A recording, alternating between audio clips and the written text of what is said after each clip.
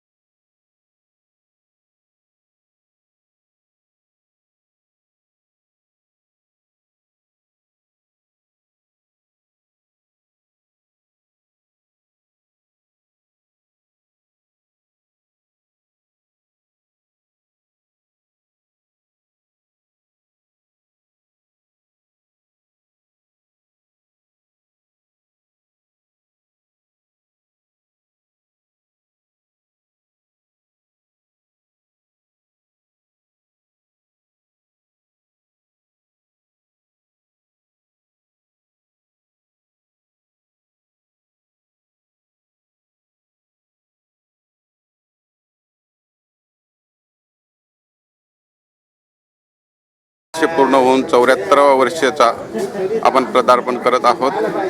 या स्वातंत्र्य दिनाच्या निमित्ताने मी माझ्या कोरोना योद्ध्यांना शुभेच्छा दिलेल्या आहेत आणि सर्वांना मी अशा शुभेच्छा देतो की आज कोरोनाचा काळ चालू आहे। कोरोनाच्या काळामध्ये सर्वांनी मास्क आणि सोशल डिस्टन्स पाळावं या सर्वांना मी शुभेच्छा देईल। सिन्नर न्यायालयातील हा दिवस मोठ्या उत्साहात न्यायालयातील न्यायदंडाधिकारी CV शिरसाट यांच्या उपस्थितीत ध्वजारोहण करून या दिवसाच्या शुभेच्छा देण्यात आल्या।